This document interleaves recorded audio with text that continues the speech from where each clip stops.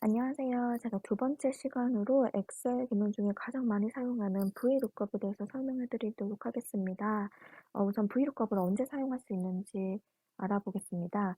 제가 구글 드라이브에 시트 1과 시트 2를 미리 준비를 해 놨습니다. 우선 시트 1에는 SKU와 퀀티티 데이터가 있고요. 시트 2에는 코스트, SKU, MSRP, 서플라이어 데이트 이렇게 제가 준비를 해 놨는데요. 이 중에 제가 만약에 SKU와 퀀티티 옆에 이게 코스트를 이 시트 2에서 가져오고 싶어요. 그럴 경우에 이런 VLOOKUP을 사용을 하는데요.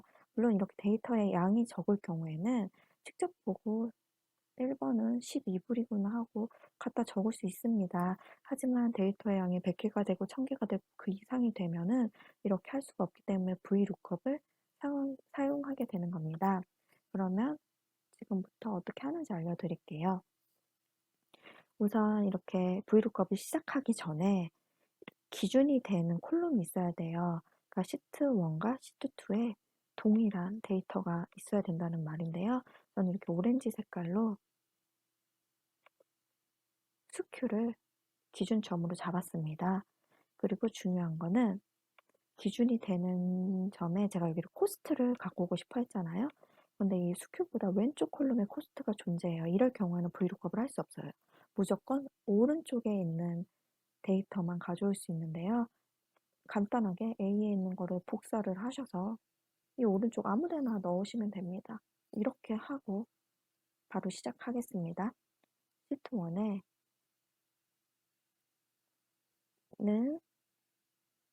VLOOKUP 하시고요. 클릭하시면 이렇게 뜨는데 기준이 되는 SKU A 콜럼을 클릭하시고 콤마를 찍으신 다음에 여기 콤마 찍었죠? 시트 2로 넘어가셔서 기준이 되는 SKU를 찍으시고 쭉 끌어당겨서 필요한 코스트가 있는 콜럼까지 갑니다. 그런 다음에 또 콤마 찍으시고 여기 보시면 SKU가 첫 번째 콜럼이 기준이 되잖아요. 첫 번째, 두 번째, 세 번째, 네 번째, 다섯 번째 콜럼에 코스트가 있어요. 그럴 경우에 5를 하시고 만약 여섯 번째 있으면 6을 하시면 되죠. 그러니까 SKU 콜럼 이 SKU가 적혀 있는 기준이 되는 콜럼이 첫 번째 1이 되는 겁니다. 첫 번째, 두 번째, 세 번째, 네 번째, 다섯 번째. 그래서 5를 집어 넣었고요. 또 콤마 넣으시고 그 다음에 false 또는 true를 사용하는데요. 저는 무조건 false를 사용합니다. 이 false를 간단하게 설명을 해드리면 SKU가 비슷한 값이 아닌 정확한 값이 모두 다 일치를 했을 때만 매치를 시킨다는 말인데요. 이렇게 하시고 괄호 닫아주시고 엔터 누르시면은 이렇게 코스트가 자동으로 생겼죠. 그리고 필요하신 만큼 쭉 잡아 당겨 주시면 이렇게 바로 나와요. 이렇게 나오는 거는 여기는 더 이상 값이 없기 때문에 매치가 되지 않기 때문에 이렇게 나오는 거니까 지워주시고 이렇게 보시면 한번 확인해 볼까요?